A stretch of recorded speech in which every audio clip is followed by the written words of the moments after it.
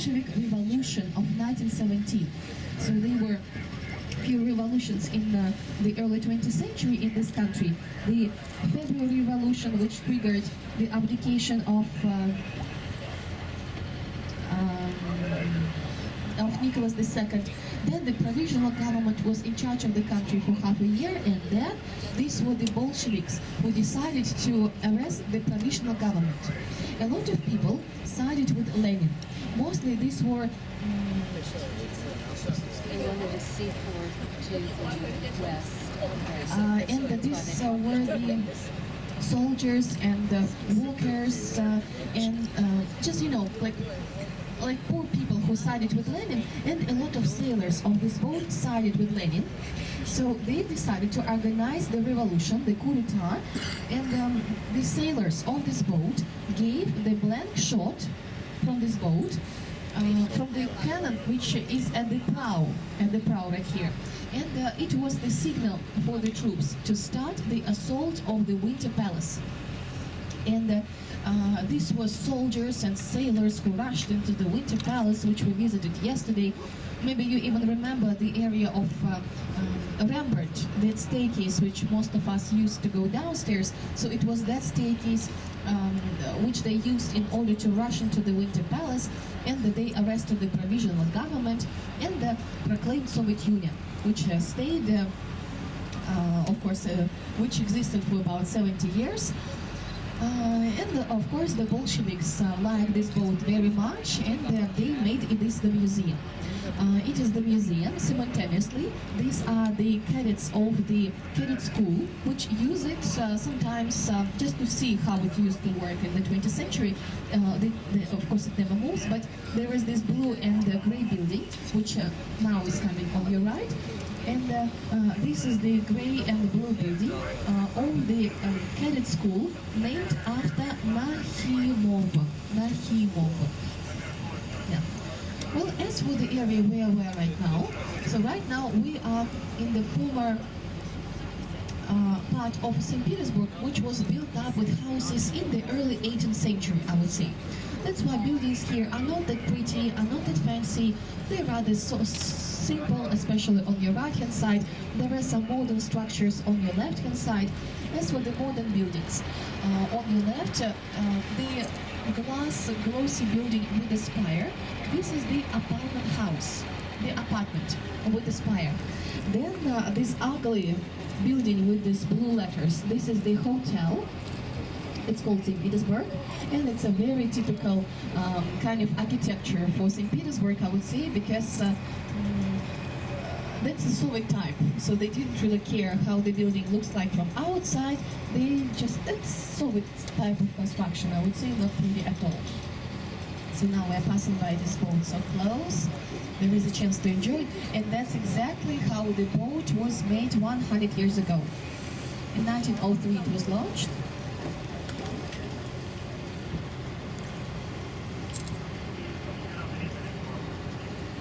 Yeah, and there are some sailors right here. Well, this is quite a popular museum. Sometimes it is open for display for people. Sometimes there are these Russian oligarchs who even rent this museum boat for their big parties. Maybe you have heard about such a guy as Prokhorov, maybe not, but he had a big party right here not so long time ago. He's a dollar millionaire, the one who stole so much money of Russian taxes, my oil. But he must be a very clever man, as he's still not in the jail. Well, right now, my dear guests, we are coming back to the main part of the Neva River. Why I say main part? Because Neva River is rather short in comparison to other rivers of St. Petersburg, but full of water. And it has several weeks, I would say. Now we're coming back to the main one, and now there is a chance to enjoy this gorgeous panorama of St. Petersburg. Let's keep our fingers crossed that the sun is still shining, and we can enjoy the views. On your right-hand side, in the distance, there is this Holy Trinity Bridge. We have been already under this bridge. Now we are going in this direction again. The Holy Trinity Bridge. This is one of the drawbridges across the river. All in all, across the Neva River, there are 22 bridges. 21 of them are drawbridges. 21 of them. And of course, the central part of the bridges either raised or they open the central part because the navigation period lasts for about half a year. Since early April, late April, up to early November.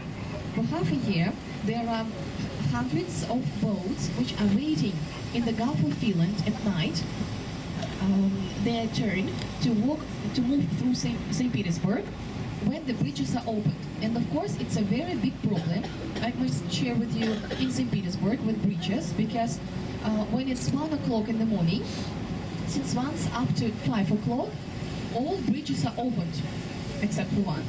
And of course, it's a big problem to get from one side of St. Petersburg to another one. But fortunately, several years ago, one more bridge was constructed so high that they don't need to open it. Well, before that, there was quite a big problem which wives had with their husbands, who called somewhere in the middle of the night and said, "Honey, I wanted to come back home from a party with my friends, but you know, all the bridges are open, so I will be back in the morning. Just don't worry, I'm fine. Somebody will entertain me. Don't worry, I will not miss you too much." No more excuses like that. There is a high bridge, thanks to which people can get from one side of St. Petersburg to another one.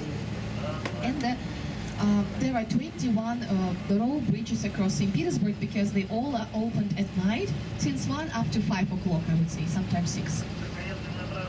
So, and that's talking about Neva.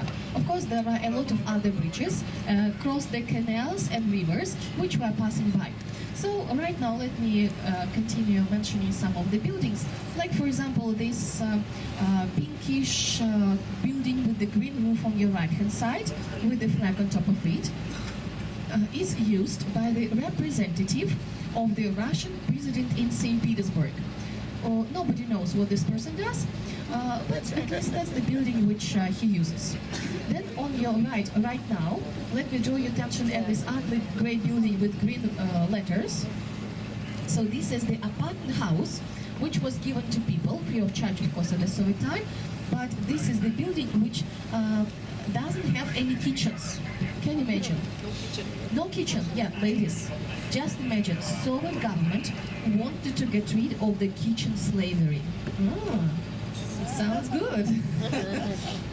That's why in this apartment, as well as in many other ones all over the country, there are no kitchens.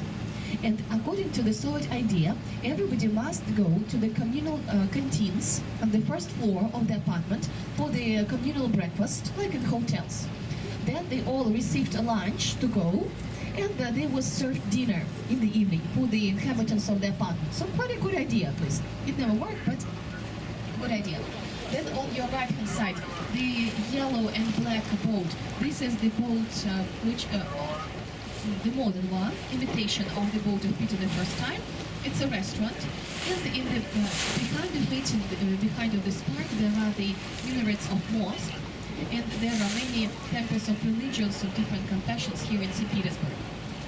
Then on your right-hand side, I would like to draw your attention at this view to this summer garden. Have a look at this garden on your left-hand side. We're overpassing by several times. Now there is a good chance to enjoy this beauty of the railing, of the fence of the summer garden.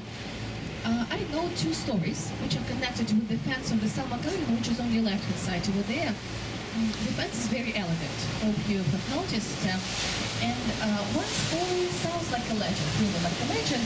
And one of them says that there was an Englishman who traveled all over the world and was looking for the very best views.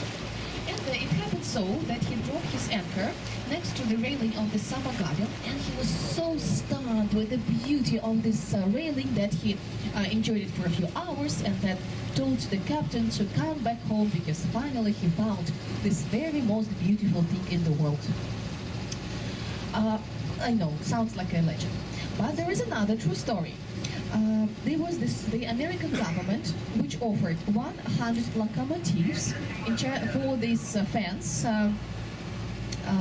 to the Soviet government. Of course, the Soviets needed these locomotives very much, but the Minister of Education refused to change the locomotives for this fence, and fortunately, Russians still have it. Then I'll have a look on your left-hand side. Now we can see this brownish building. This is one of the marble palaces of St. Petersburg, Marble Palace. Two upper floors of this palace are decorated with a pinkish marble, or pink marble. And probably you remember this story, maybe not. Let me remind you that the palace was constructed by order of Catherine II for her lover. Why that lover was so important for her? That's because Catherine II, she was the German princess.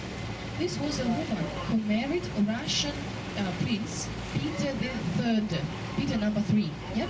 He was grandson of Peter I. So she married him, she was invited to Russia, she married him, and maybe she was loyal to him for a year or so, but then they both had lovers, they didn't like each other at all, and of course Catherine's lovers didn't like Peter III. And after Palace School, they forced Peter III to sign the Act of Abdication. He signed this paper, and he was arrested by lovers of Catherine I, or the second, and they brought him to the prison, and all the way to the prison, when the lovers, the officers of Catherine, they had a drinking bout, some party, they accidentally killed her husband. And of course, they were upset, or pretended to be upset, and they wrote a letter to Catherine II, "Oh dear mistress, we killed your husband, sorry." And Catherine II said, "Well, what's done is done." And the official reason for the death of Peter III was that he died of hemorrhoids. That's what everybody was told. Of course, people don't die of hemorrhoids, you know. It was some kind of a thank you from Catherine II to her lover, like for getting rid of her husband. And then on your left-hand side, we can enjoy the panorama of these palaces, which also belong to the millionaires. That's because the richest people could afford to live so close to the imperial family. And these are several buildings of the Hermitage in a row, one next to another one next to another one. So the greenish one right in front of us, this is the Hermitage Theatre. Next to it, the old Hermitage, then the small Hermitage, and the brightest green and white palace. This is the Winter Palace.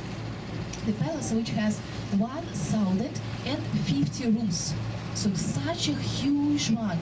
And still, Empress Catherine II, who founded the Hermitage, believed that it wasn't enough for her and for her collection.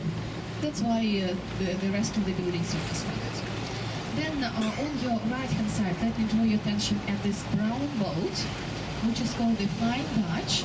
It's the one which is used as a restaurant, quite a fancy boat. They say this is the most expensive restaurant of St. Petersburg.